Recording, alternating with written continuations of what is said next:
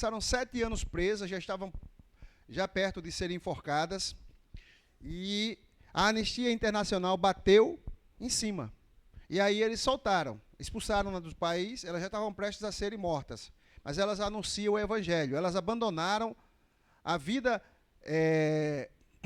do Islã para seguirem a Cristo, simplesmente pela leitura da palavra. Outra vez, a questão, assim, a missão ela é tão importante que eu estava vendo também que existem igrejas no meio do deserto, tipo aquelas igrejas lá da Capadócia, onde os crentes se escondiam, faziam sinais, escreviam gravuras dos apóstolos, e uma igreja no Irã, no meio do deserto, aí você pensa que é um arbusto, de repente o arbusto se move, é uma entrada subterrânea, em um local muito insalubre, mas simplesmente para anunciar e para ouvir a palavra de Deus. A gente olha assim para o nosso país, que hoje nós vivemos um suposto Estado laico, né?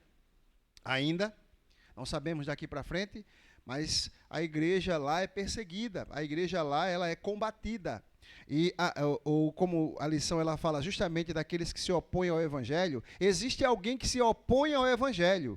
A primeira pergunta que a gente vai fazer antes de continuarmos é o seguinte: promover as missões, o que, no caso, promove as missões? O que, na verdade, as missões, no caso, o que é que as missões promovem as pessoas evangelizadas? O que é que a missão promove? O que é que nós, na verdade, estamos fazendo quando a gente sai para anunciar?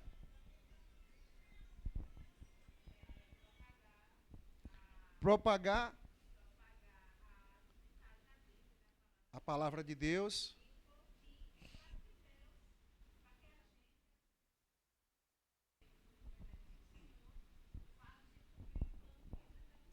Lá em Isaías, Jesus Cristo, quando chega lá na sinagoga de Cafarnaum, ele viveu muito tempo lá, não foi? E quando ele chega lá, o que é que quando pedem para que ele leiam, ele vai em cima do livro do profeta Isaías e diz o quê? O Espírito do Senhor Deus está sobre mim, pelo que o Senhor me ungiu a pregar boas novas a quem? Aos cativos e quebrantados. Na verdade, quando a gente sai para anunciar, nós estamos anunciando libertação.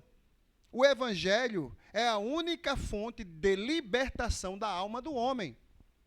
Esse Evangelho que você anuncia, esse Evangelho que nós anunciamos, é o Evangelho que liberta as pessoas. Não existe outra opção no mundo que não seja o Evangelho de Cristo para libertar o homem, para dar liberdade aos cativos. Cativos esses que eram cativos do inimigo das nossas almas. Por isso que, logo de início, eu disse, o diabo, ele se opõe a pregação do Evangelho. E a segunda pergunta é, eu vou passar para a terceira, depois eu volto para a segunda. Ou melhor dizendo, que pedra os homens rejeitaram? A pedra angular, que é Jesus. O povo rejeitou. Veio para o que era seus, mas os seus não o receberam. Mas tantos quanto receberam, deu-lhes o poder de serem feitos filhos. A irmã Kátia respondeu e a irmã Juliana também. Agora, essa pergunta aqui, se errar, aí vai ter que voltar novamente para o começo da lição. Quem se opõe ao Evangelho? O diabo. O diabo se opõe ao Evangelho. O diabo se opõe à pregação. Quando aquele que se propõe a anunciar, a pregar, está preparando o sermão, o diabo ele tenta, na verdade, desvirtualizar, melhor dizendo, tenta lhe desestruturar emocionalmente, para que a pregação ela ocorra de qualquer maneira, assim tenha alguma falha, mas na verdade ele não consegue. Por que ele não consegue? Em Pedro, né? O que foi que ele disse? Tu és Pedro, eu edificarei. E qual é o final do versículo? E as portas? Por isso, ele se opõe. Mas ele não tem autoridade, não tem poder, ele não tem capacidade nenhuma. Por quê? Porque ele é submisso à vontade de Deus.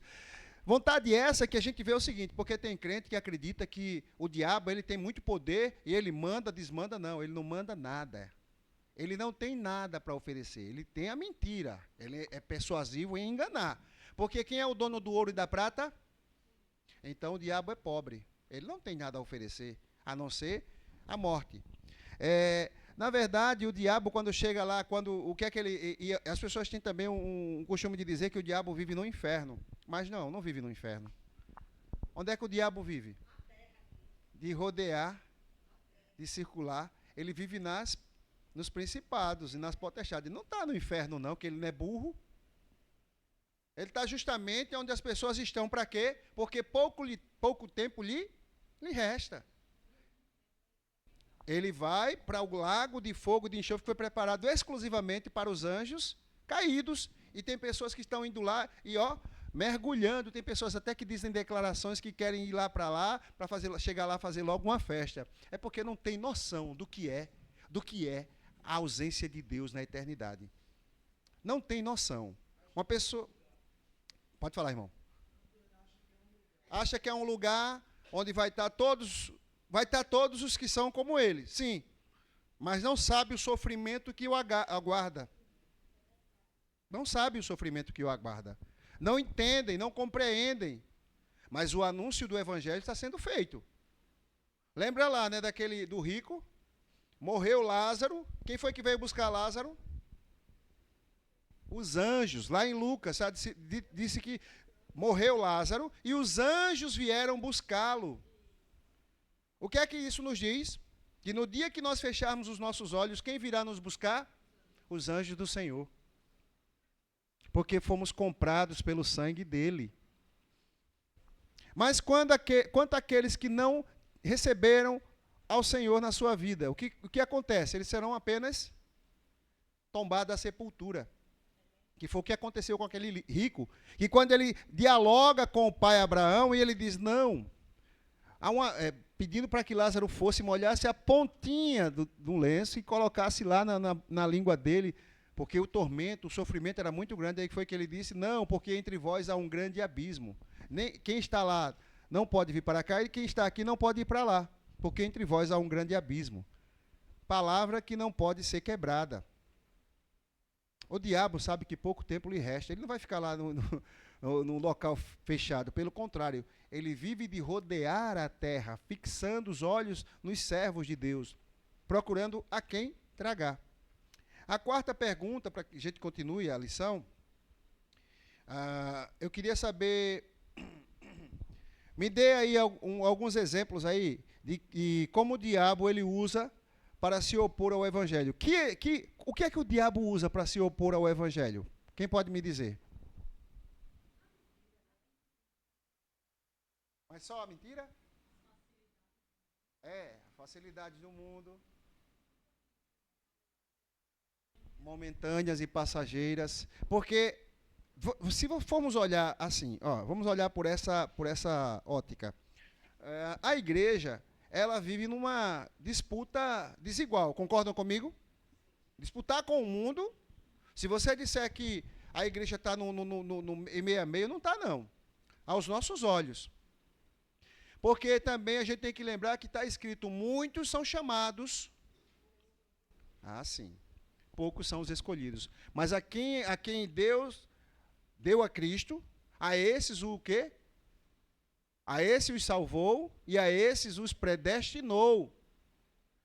E de maneira nenhuma ninguém pode arrebatar das mãos de Cristo aquele que é de Cristo. Não pode. Aí alguém pode dizer, eu estava vendo um podcast de uma pessoa que teologicamente talvez não conheça tanto a Bíblia, que estava dizendo assim, não, a pessoa pode passar muito tempo na igreja e aí pode perder a salvação, tal, não sei o quê. Aí o outro chegou e disse assim para ele, peraí, mas se for assim, o livro da vida está todo rasurado. Está todo rasurado. Porque eu acredito que, quando Deus chama, Ele faz a obra. É como o Cristo deu a declaração de que, de maneira nenhuma, eles poderão ser arrebatados da sua mão. Mas aqueles que não ouvem ao chamado, eles vão estar momentaneamente na igreja e depois, picam a mula dele para o mundão. Porque nunca tiveram um encontro com Deus. Porque o encontro com Deus, o evangelho é transformador de vida. É transformador de vida. Se a vida não mudou, continua na mesma prática errônea, fazendo as coisas que a carne pede, fazendo as coisas que o mundo oferece, não houve transformação pelo Evangelho nessa vida. Essa é a grande realidade. Anunciar as missões, elas são importantes diga-se de passagem, o problema maior que as pessoas têm no mundo lá fora, no mundo secular, que eu falo, nós vivemos no mundo, mas não pertencemos a este mundo. Mas de forma que as pessoas que vivem no mundo secular, elas não concebem as palavras desse livro, porque o Evangelho vai apontar os erros, vai apontar os pecados das pessoas, e as pessoas têm um problema que não é comigo, não é com o irmão que anuncia, mas é com Deus. E esse problema a pessoa trata diretamente com ele, no grande dia. E as pessoas dizem, mas aí eu não creio nesse tipo de evangelho, não creio nisso. Não, independente de você crer ou não, todos comparecerão no tribunal de Deus. É como aquele louvor que diz assim, ninguém dessa lei se podia libertar, mas o Filho do homem por nós triunfou, nele podemos do mal ressuscitar. Nele, apenas nele. Não existe opção de dizer, não, mas eu não quero. Se a pedra angular ela foi rejeitada, não há esperanças para aqueles que rejeitam a pedra angular.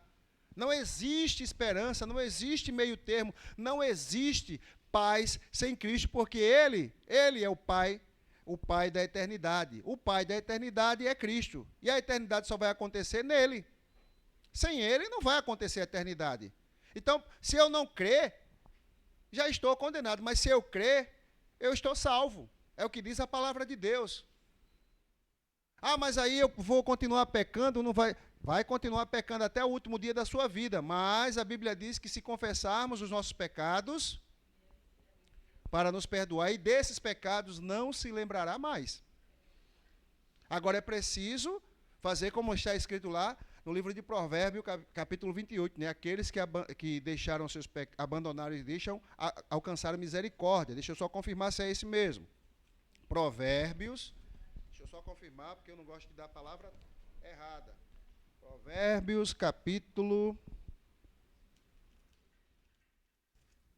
Eclesiastes, Provérbios. Que nos diz assim... Provérbios 28, 13 diz assim, o que encobre as suas transgressões jamais prosperará, mas os que confessam e deixam alcançará misericórdia de Deus. Aqueles que confessam e deixam. Você pode errar. Você chegar em casa e cometer um pecado escabroso no trânsito, xingar alguém. Algum de vocês aqui pode no trânsito xingar alguém? Sim, somos humanos, somos falhos. Mas isso não é a nossa conduta. Isso não não prova quem somos. Nós não somos isso. Não é lícito, até porque o apóstolo Paulo, todas as coisas me são lícitas, mas nem tudo convém. Mas se aconteceu, você se arrependeu, confessou a Deus, perdão, Senhor, eu estava de cabeça aqui, eu quero te pedir perdão, e pedir para que isso nunca mais aconteça, porque pode acontecer. A Bíblia diz que a gente pode até nos irar, mas a gente não pode pecar, né? Irai-vos, mas não pequeis. A gente tem que ter muito, muito, muito controle, porque isso faz parte de quê? Faz parte de quê? Dos dons do Espírito, né? Domínio próprio. Isso faz parte do quê? Dos frutos do Espírito. Tem que ter domínio próprio. Amém? Vamos começar agora com a lição, lendo a introdução. Vivemos tempos de crise em todos os setores da sociedade e todos os países do mundo. Sabemos isto muito bem e repetimos constantemente como praticamente a única resposta possível às necessidades que nos são apresentadas. Enfrentamento da crise. No texto também vemos uma crise. Não se tratava de uma crise financeira, nem algum desvio moral, muito menos da crise de muitos obreiros para poucos campos. Ainda se vive isso, né? A crise se estabeleceu quando Pedro e João foram presos pelas autoridades religiosas por estarem ensinando o povo a proclamar Jesus Cristo, a ressurreição dos mortos. E, consequentemente, muitos dos que tinham ouvido a mensagem creram, chegando um número de homens que creram perto de 5.000. O anúncio claro da mensagem do Evangelho de Jesus Cristo causou incômodo grande e suficiente para que as autoridades religiosas o prendessem. Após a defesa do apóstolo, que conseguiu em si mesma, numa apresentação do Evangelho, as autoridades tomaram a decisão de impedir que isso se espalhasse ainda mais entre os povos e resolveram claramente adverti-lo de que não falem com mais ninguém sobre esse nome. E chamando-os novamente, ordenaram-lhe que não falassem nem ensinassem em nome de Jesus. Veja só, o nome de Jesus, vamos usar a lógica humana, se alguém começasse a fazer músicas e música com cunho capcioso, ou músicas de baixo calão, teria objeção nos dias de hoje? Nenhuma. Aquelas músicas que a gente já ouviu no passado, né? Aqueles forrós onde as pessoas falavam-se palavrão. Até hoje tem música que se fala palavrão, diz um monte de besteira, fala esses funk aí da vida, fala tanta coisa, né? Tantas palavras torpes, mas ninguém se incomoda. Mas a respeito do Evangelho, há um nome que incomoda. Incomoda as potestades, incomoda os principados. E que nome é esse? É o nome de Jesus. As pessoas podem até não ter nada contra você, mas se você falar do nome de Jesus, tem algo assim que baixa logo uma cortina e as pessoas mudam logo a cara. Tem gente que quando você vai entregar um cada dia daquele, a pessoa pega assim, achando que você está até com lepra. É aqui assim, ó, pegando aqui assim, ainda vira a cara para não ser mal educado. Tem gente que nem pega, passa direto ignorando totalmente. Esse nome, é por isso que ele disse assim, ó, não pensem que vim trazer o quê? Paz, mas vim trazer o quê? Espada, divisão, porque o nome dele incomoda e causa divisão. Ele não só causa divisão no mundo secular, mas como também causa divisão na família. Rapaz, eu me lembro de tu era um caba tão errado e agora está se achando santo. Veja só, já começou a divisão porque você está seguindo um nome que é sobre todo nome, que é o nome de Jesus. Então isso incomoda as autoridades políticas, isso tem incomodado algumas autoridades eclesiásticas, isso tem incomodado alguns segmentos religiosos, isso tem causado também separação familiares. Esse nome, é por isso que ele disse, não pense que vim trazer paz, mas vim causar a divisão. Mas também ele diz o seguinte, ó, aquele que põe a mão no arado e olha para trás, o quê? Não é digno de quê? Dele. A separação está aí. E aí, quando as pessoas querem dizer que esse evangelho tem que mudar, e aí eu disse, se você está sendo hipócrita, eu vou direto logo e digo assim, porque qual é a oração universal?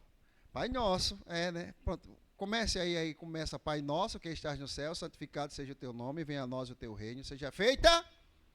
Oxente, mas a vontade de Deus não está sendo feita, é a sua. Então está havendo aí um equívoco, a hipocrisia veio e parou aí na sua vida, porque se deve ser feita a vontade do Pai e não a sua, por que que você quer continuar na mesma conduta que o mundo oferece? A prostituição, o adultério, a lascívia, o roubo, o assassinato, o falso testemunho, a falsa adoração a Deus.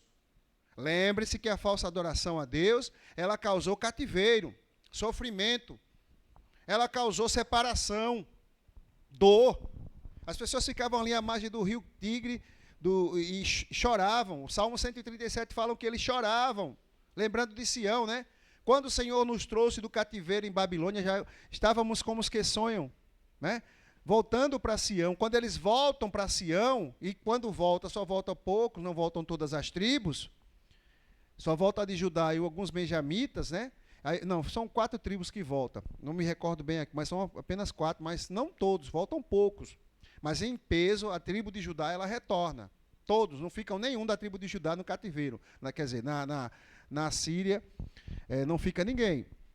Mas a gente, na verdade, olha que esse nome causa divisão E essa divisão ela tem sido latente no mundo. Hoje você não pode simplesmente dar opinião a respeito do que a Bíblia nos instrui. Então, quando a gente vai falar, não dê opinião, diga, assim nos diz a palavra do Senhor. Se alguém quiser processar, processe a palavra de Deus. Mas também ela está advertindo que é um dos ai que a Bíblia diz, ai daquele que tirar um J ou um tio dessa palavra. Porque todos os flagelos que estão aqui, lá do livro de Apocalipse, cairá sobre a vida daquele que quiser se opor a este evangelho. Então, resolva a sua vida com Deus. Não comigo, que eu não sou ninguém. Mas com o próprio Deus, porque esta daqui é a palavra. Porque a própria palavra de Deus diz o seguinte, nos instrui o seguinte, né? Que 3 são os que testificam nos céus. O Pai, a palavra, quem é a palavra? Jesus Cristo é a palavra. E o Espírito Santo. Certa vez fizeram uma pergunta a grandes líderes do mundo. Confúcio disse o seguinte, né? Olha, eu não sou o caminho, procurem o caminho. Buda chegou e disse, procurem a verdade. E Maomé disse, eu não sei o sentido da vida. Mas veio o meu mestre, a quem eu sirvo, e disse, eu sou o caminho, eu sou a verdade, eu sou a vida. E ninguém vem ao Pai se não for por mim. Ele disse, olha, se vocês não são capazes, eu digo, eu sou. É por isso que lá no Gênesis ele disse para quem? Para Moisés, eu sou, me enviou a voz, porque ele é quem? Ele é quem é o caminho, ele é a verdade, e ele é a única fonte de vida, é ele. Mas ninguém. Ninguém vai ao Pai se não for por ele. Então, todos esses líderes religiosos não foram capazes de dizer, eu sou. Mas Cristo foi capaz. E ele é capaz, e será sempre capaz, porque ele é Deus. Continuando, a crise em questão se define como uma clara oposição à pregação do Evangelho. Era uma crise na missão. Como enfrentar essa crise? O texto de Atos 4, 23 e 31 que a gente leu, narra o modo como a igreja se comportou diante da série de crises que estabelecia. Ela reagiu à crise com um sólido ministério de intercessão. Veja que os apóstolos, quando foram presos, a igreja começou a orar. Intensificou a oração.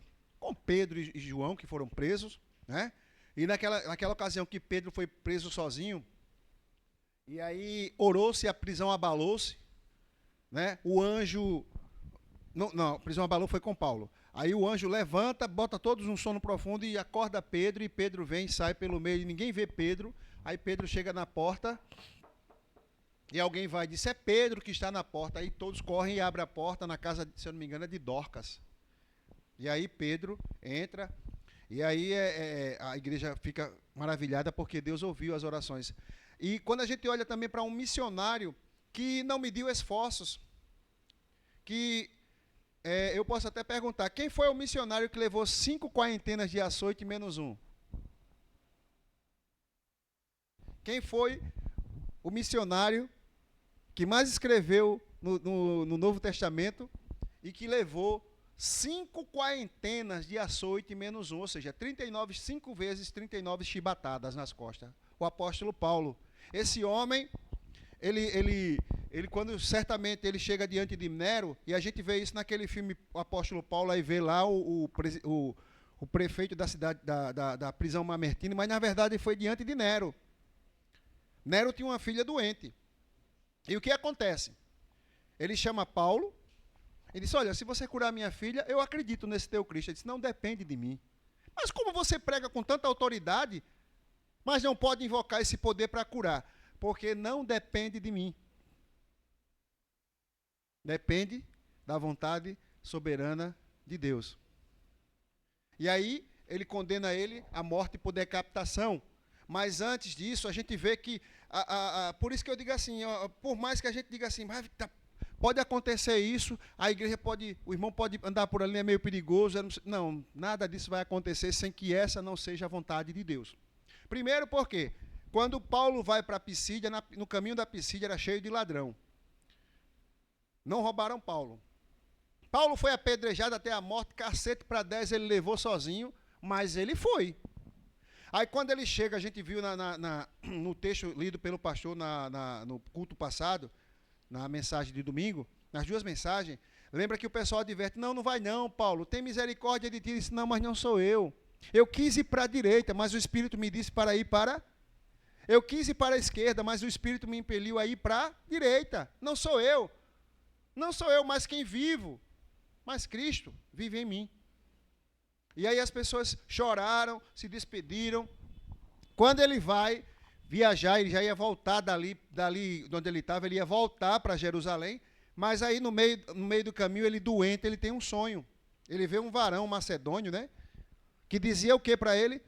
Passa a Macedônia e ajuda-nos. É ali que ele tem um encontro com o discípulo Lucas. Lucas não era apóstolo, tá? Ele conhece Lucas lá na Macedônia, que era médico da Macedônia. Então ele conhece Lucas. Aí com Lucas escreve com ele no cárcere, ele escreve Atos dos Apóstolos, ele também escreve o livro de Lucas, a carta de Lucas, mas ele escreve já depois, né? Porque o primeiro a escrever os evangelhos foi Marcos. João Marcos, que era primo de Barnabé, foi esse que escreve o primeiro evangelho. E aí depois vem Mateus, e aí vem Lucas e Atos dos Apóstolos, já quando muitos apóstolos já não mais estavam vivos. Continuando, inicialmente observa-se que Pedro e João relatam fielmente à igreja tudo o que havia acontecido, principalmente tudo o que os chefes dos sacerdotes e líderes religiosos lhe tinham dito, inclusive as ameaças que sofreram. A igreja, de forma sensível, ouviu isso, recorre à oração contra a alternativa primeira e a mais natural e as ameaças e a toda a exposição que, como a igreja estava exposta, levantaram junto a voz a Deus. Vemos nisso a igreja mobilizada contra a oposição feita ao exército da sua missão, o povo de Deus em oração, de que foram e oraram. Que elementos compuseram a sua oração? Como podem nos auxiliar em nossas próprias orações em tempos de crise e missão? Vejamos alguns elementos que caracterizam essa relação da igreja. O primeiro é reconhecer em Deus, soberano Criador. Quando a gente fala assim, que por mais que as coisas sejam difíceis, que o diabo se oponham, que se levantem barreiras, exércitos, pessoas para tentarem matar, mas nada vai acontecer sem que seja feito o propósito primeiro de Deus. Paulo sabia que ia ser preso e ia morrer quando foi para Jerusalém, quando ele volta para Jerusalém? Sim, ele sabia. O Espírito já tinha revelado isso a ele. Olha, você vai ser preso, você vai para Jerusalém, lá vão te mandar para Roma. Em Roma terão várias pessoas que ainda não conhecem esse evangelho, que serão alcançadas pela ação do Espírito Santo por intermédio da tua pregação. Tudo propósito de Deus. Porque, vamos olhar pelo lado humano. Se você vai para um canto sabendo que vai morrer, você não tem compromisso com nada, nem com o evangelho, você vai por lá? Não vai. Mas ele tinha compromisso com Deus. Já não sou mais eu que vivo, mas Cristo vive em mim. E aí ele parte justamente sabendo que iria ser preso e com certeza morreria em Roma, e como acabou acontecendo. Primeiro, reconhecer em Deus, soberano Criador. A oração feita pelos discípulos é um reconhecimento de que Deus reina sobre sua criação e, portanto, a vontade do homem não pode ir de encontro ao Senhor soberano, nem por um momento. Ou seja, a oposição do povo pode até acontecer, mas ela não vai se concretizar, porque as portas do inferno, aí eu fico sempre batendo nessa tecla, não prevalecerão sobre a igreja. Para que a gente sempre lembre da declaração de Cristo. Ó soberano, tu fizestes os céus, a terra, o mar, tudo o que neles há. Atos 4, 24. A oração da igreja começa com um reconhecimento da soberania de Deus, Criador. Ele está acima de tudo e de todos. Deus está no total controle de todas as situações e de quaisquer oposições que a igreja sofra no exercício da sua missão.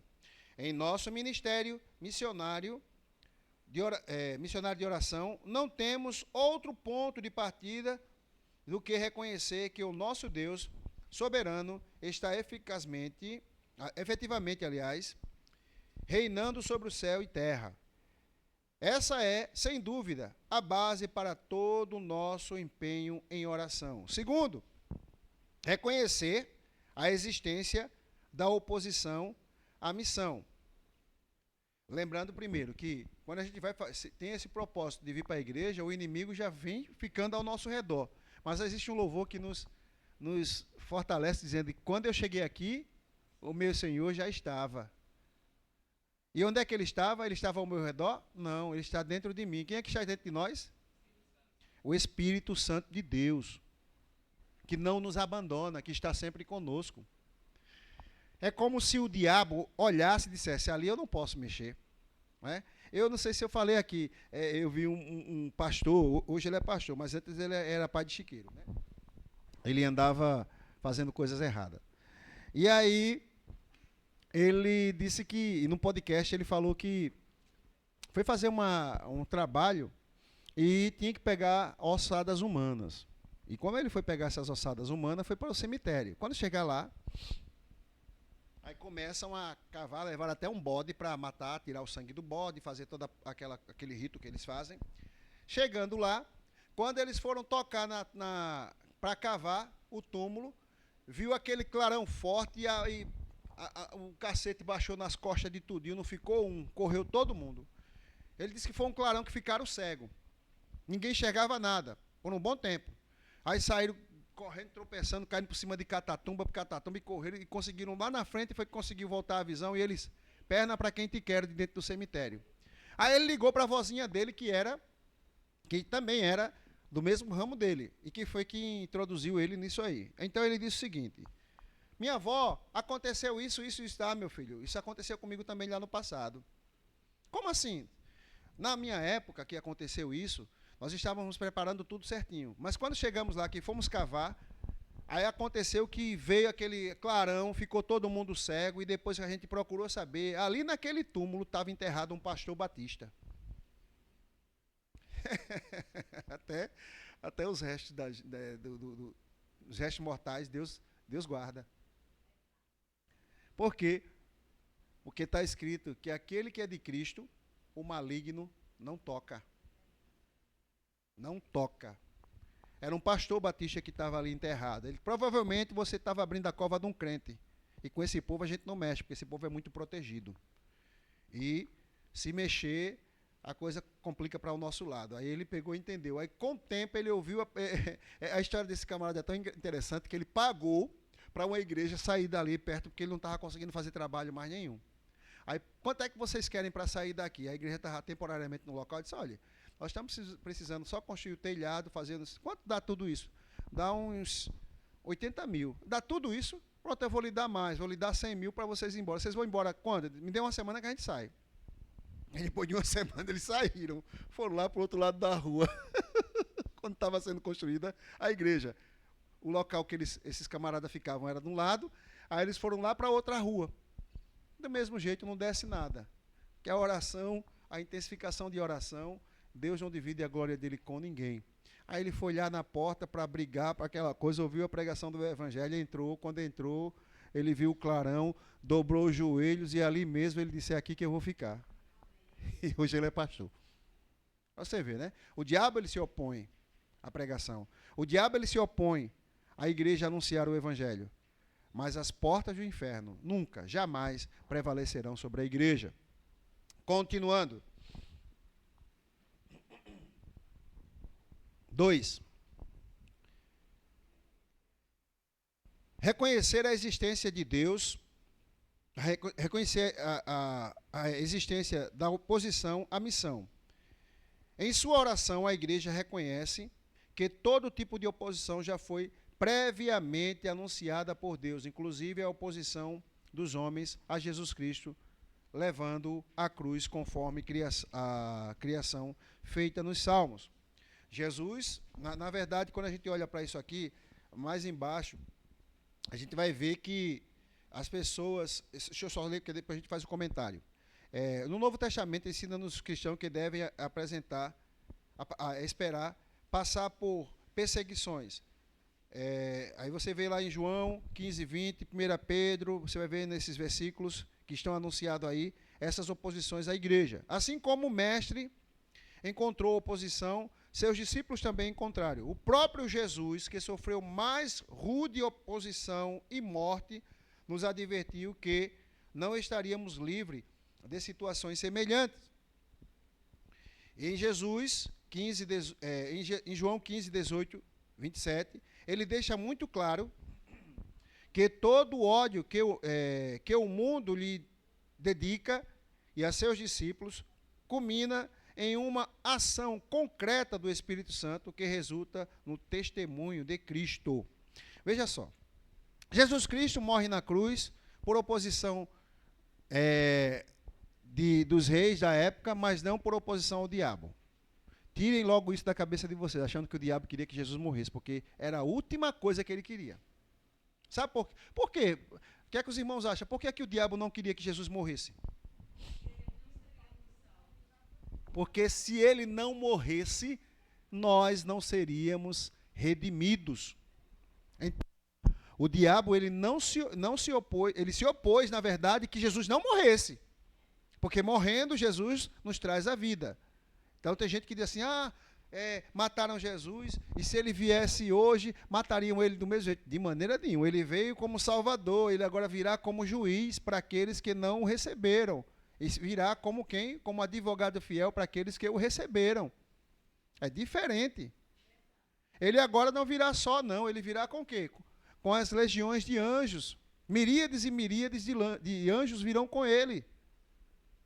E sairá arrebatando a igreja. Os anjos irá primeiro os mortos. É o que a Bíblia fala, não é isso? Primeiro os que estão mortos. Depois dos mortos, os que estão vivos serão arrebatados e encontrarão com ele na nuvem. Eu estava lendo a profecia de Ezequiel. Ezequiel, que o monte das oliveiras, ali naquela região ali, ele vai rachar. Ele vai rachar. E, de vez em quando, ocorrem algumas atividades sísmicas ali, porque aquela região também faz parte do anel de fogo, rota de alguns vulcões. Mas ele vai rachar, que é um sinal da vinda de Jesus.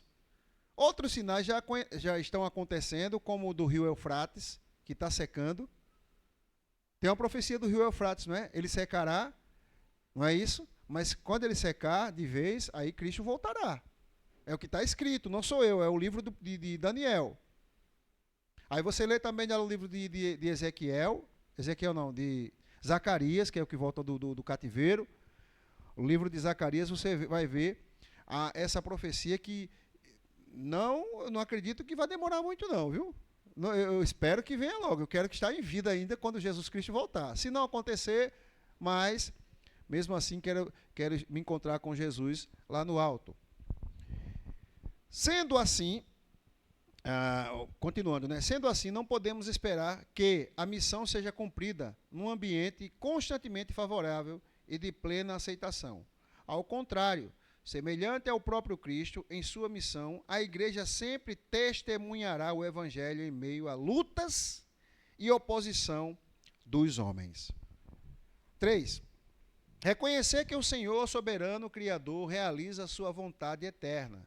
Cremos que o bom Deus, depois de ter criado todas as coisas, não abandonou nem entregou ao acaso ou à sorte, mas dirige e governa conforme a santa vontade, de tal maneira que neste mundo nada acontece sem sua determinação. Esse ensino nos traz um inexprimível consolo quando aprendemos dele que nada nos acontece por acaso, mas pela determinação do nosso bondoso Pai Celestial. Ele nos protege com cuidado paternal, dominando todas as criaturas de tal modo que nenhum cabelo caia, né? Pois então, são todos contados. Nenhum pardal cairão na terra sem o consentimento do nosso Pai. Isso aí está na Confissão Belga, artigo 13. Uma das coisas que eu parei assim para pensar um dia. O, a- a- Você imagina que no mundo existem, estima-se que tenha mais de 7 bilhões de pessoas. Todas essas 7 bilhões de pessoas são assistidas por Deus. Sejam elas boas, sejam elas más. Sejam elas crentes, sejam elas incrédulas. Mas elas são assistidas por Deus. Agora, vamos para as criaturas.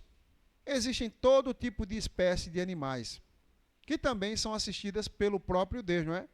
Você lembra lá do Sermão do Monte? Ele disse que veja, observai os lírios do campo, não fiam, não tecem, mas mesmo assim o Senhor, nem Salomão se vestiu como nenhum deles. O lírio nasce hoje, amanhã seca, nasce outro. Agora os animais.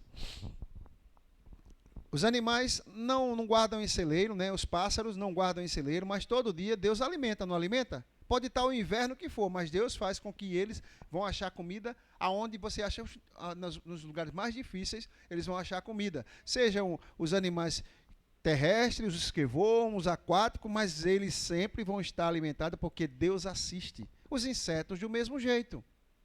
As situações que ocorrem, nós estamos aqui, não sabemos o que está acontecendo lá, como é que está sendo o culto na igreja do Farol, não sabemos como está sendo o culto na igreja do Jacintinho, mas certamente existem pessoas adorando a Deus também.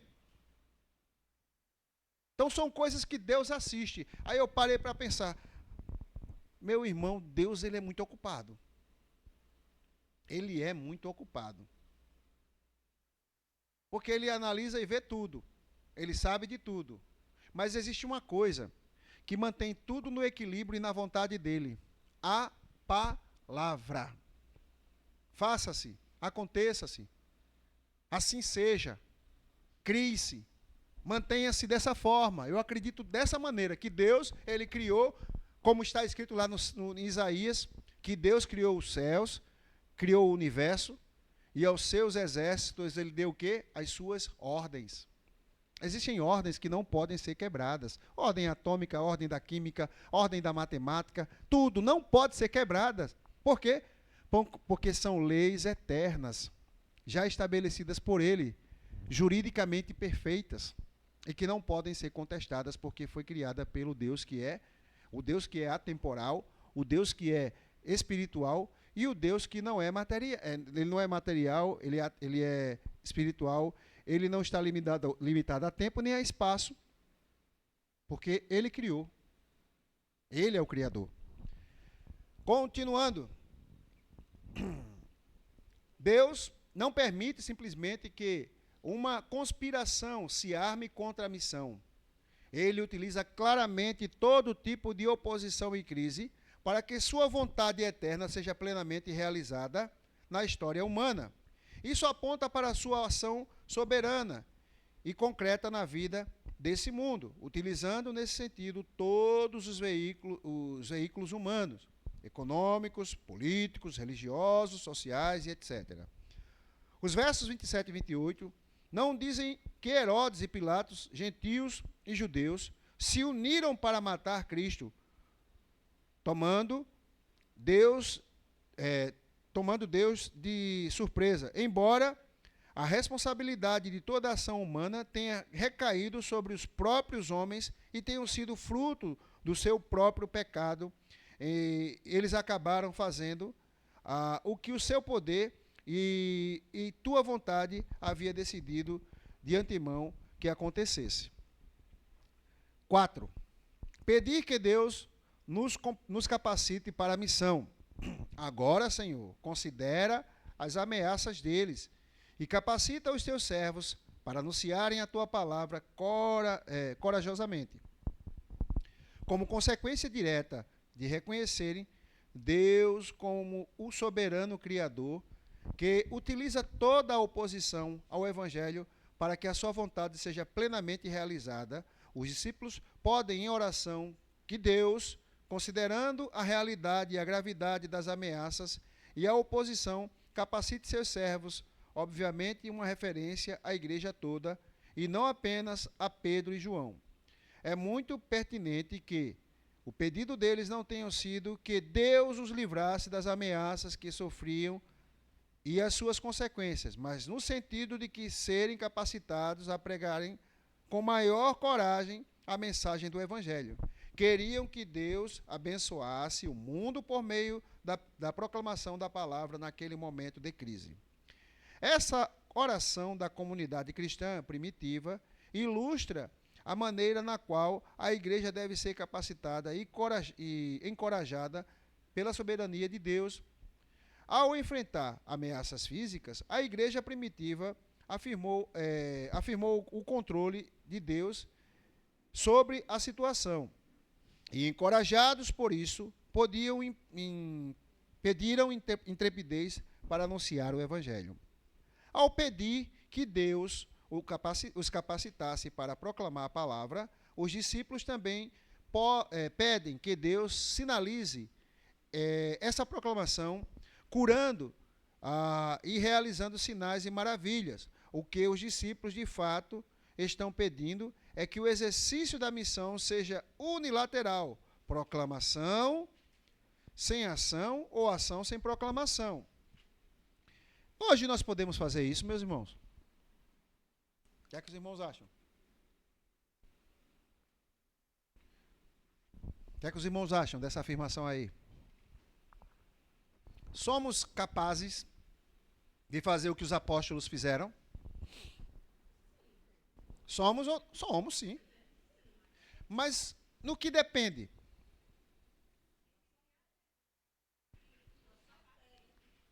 Eu posso todas as coisas?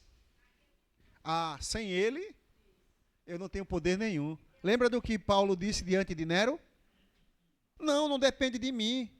É dele. É do soberano. Nós oramos. Nós pedimos.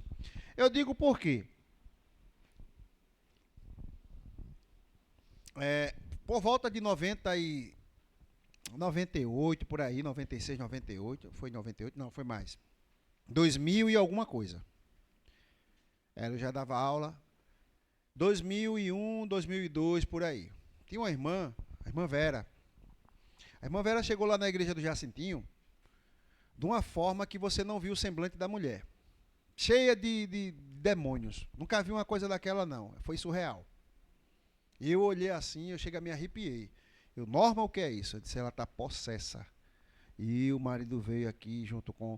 Aí está pastor Honorato, pastor Saulo, então os presbíteros, até Valdomiro estava lá também. Tassiano também estava. Não sei se o pastor Paulo já era presbítero nessa época, pastor? Não, né? E eu sei que foi luta. Foram 2 horas de muita luta. Pastor Robson também estava lá.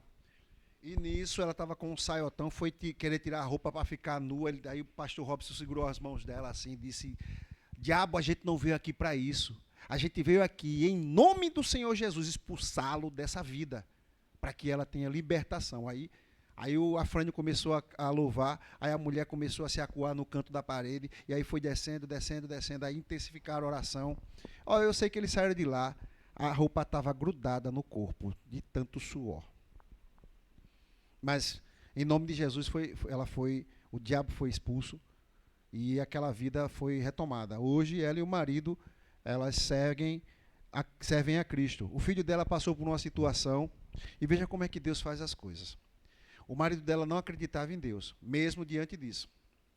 Aí os 2 filhos dela foram meus alunos na escola particular. E eles tinham um mercadinho ali na feirinha do Jacintinho. E houve um assalto e o filho dela recebeu um tiro na cabeça. Um tiro na cabeça é algo assim, meio de esperança. É logo para a gente perder as esperanças, né? E no local que foi, o médico disse, olha, eu não sei o que é que o mantém vivo. E aí a mãe dele disse, mas eu sei. É o Deus a quem sirvo. Aí o médico disse, vamos esperar o que é que vai acontecer e tal. E aí o pai dele, que era esse homem que não acreditava em Deus, disse assim, se esse Deus a quem você serve existir de fato e curar o meu filho, ele sair ileso, eu vou servi-lo para o resto da minha vida. Com uma semana, o rapaz estava em casa, andando, falando tudo. É um milagre vivo. E hoje esse homem anuncia o Evangelho. Então, o que aconteceu? Veja o que aconteceu lá com Paulo. Paulo foi preso, foi triste, sofreu naufrágio, vai para Roma, é preso, encarcerado numa prisão. Eu, quando estive lá, vi Mamertine, é um local, você entra, é um buraco, é úmido. Imagine aquilo ali, eles faziam fezes, xixi ali mesmo, porque não tinha nem para onde sair. Você via de cima um buraco por onde entrava a iluminação para saber se os presos estavam lá. É um negócio assim muito sinistro. A prisão de Mamertine é uma prisão sinistra, onde ele foi preso, foi julgado e por trás ficava o mercado público em Roma, onde ele foi decapitado.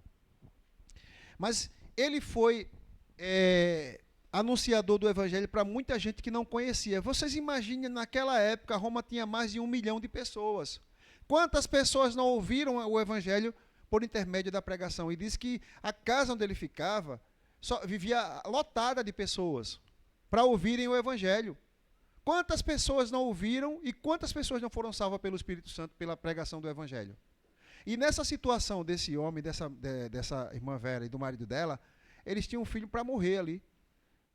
Mas ele desafia a Deus e diz: eu vou mostrar aqui a ele o quanto eu amo. E aí restaura a saúde do filho dele e hoje esse homem serve a Deus. Veja que coisa maravilhosa o que acontece. Deus predestina os meios. As situações que às vezes são difíceis, elas na verdade são o propósito de Deus para a salvação de outros. Não só de outros, de vários, como foi para Paulo, como foi para a vida daquele rapaz. Continuando.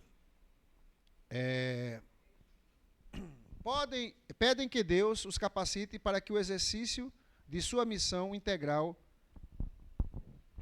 que valorize e relacione devida e equilibradamente a pregação com a ação, posto que tanto proclamação do Evangelho como sinalização do Evangelho por meio das obras confirmam e visualizam o feito do reino de Deus haver chegado em Jesus Cristo.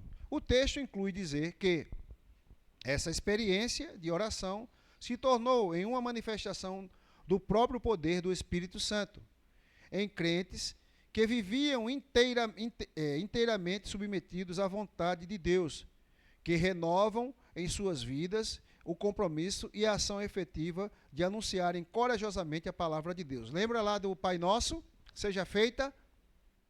Se a vontade de Deus for feita, de fato, nas nossas vidas, o que é que pode acontecer? É que Deus vai trabalhar intensamente nas nossas vidas. E isso, o Espírito Santo, nós somos apenas instrumentos da ação do Espírito Santo de Deus. Desse modo, não resta a menor dúvida de que o resultado de uma igreja que ore e seu envolvimento comprometido e transformador com a evangelização da missão. Anunciamos, como a gente faz. Entregamos folheto. Jesus te ama. E a gente coloca às vezes escrito, né? Porque Deus amou ao mundo, de tal maneira que deu seu Filho unigênito. Colocamos aqueles versículos. Colocamos lá em Efésios 2:8, que diz o quê? Pela graça sois salvos mediante a fé, isso não vem de vós, é dom de Deus. Escrevemos aquilo, lembra no final do ano? Anunciamos. E ao anunciarmos, a gente sempre diz, olha, nós apenas somos instrumento. Dizemos para Deus. Agora, a parte de anunciar foi feita por nós, mas agora é com Deus. Porque é isso que a gente faz, a gente é apenas instrumento. Eu não ganho ninguém para Jesus, nem tem essa capacidade, mas o Espírito Santo ganha. Ele ganha. Na conclusão, após olhar para essa passagem, cabe perguntar-nos, tanto pela oposição que sofremos hoje, à medida que seguimos Cristo e a sua missão, como pela forma que temos reagido, aliás, a essa crise. Quando a igreja consiste de sua natureza, a vocação sai pelo mundo afora, testemunhando integralmente o Evangelho de Jesus Cristo, sem dúvida irá deparar-se com diversas formas de oposição, seja uma total frieza para com a mensagem cristã por parte da sociedade ou segmento social que consideram já haver superado a sua fase primitiva de cristianismo. Seja pela forte tendência ao sincretismo por parte da sociedade, caracterizadas, aliás, por uma forte religiosidade e superstições.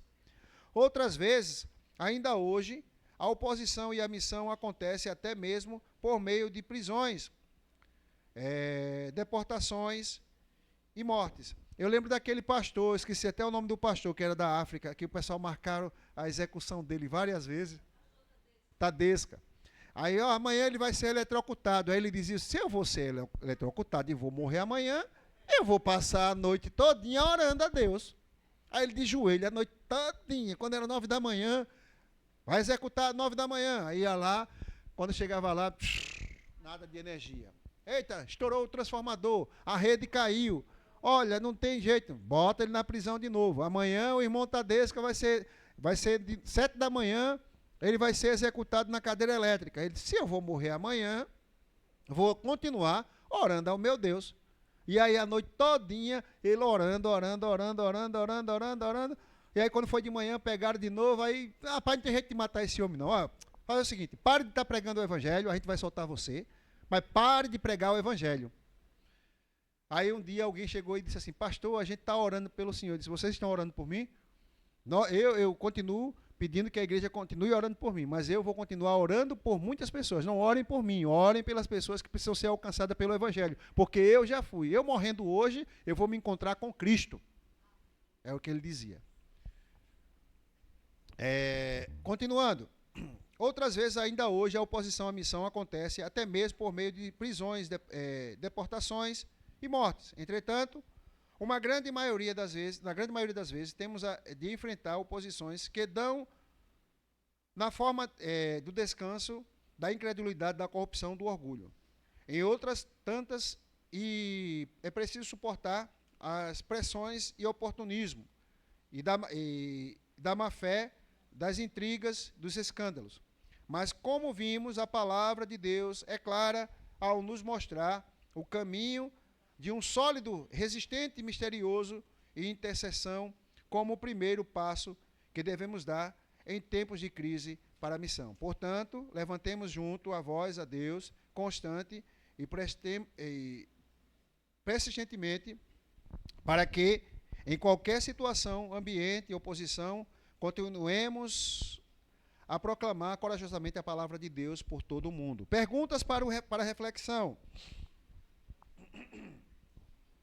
Até que ponto podemos considerar a nossa vida de oração, tanto individual como eclesiasticamente, como um envolvimento comprometido com a missão de Deus no mundo? Segundo, quais mudanças são necessárias e que elemento deve ser acrescidos em nossa vida de oração, visando um envolvimento comprometido com a missão de Deus no mundo?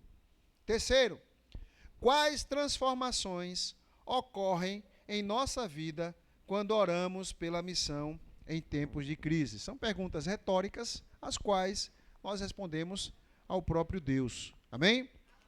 Alguma colocação de alguém? Vamos ficar de pé? Vou pedir ao professor Cláudio que nos eleve a Deus em oração.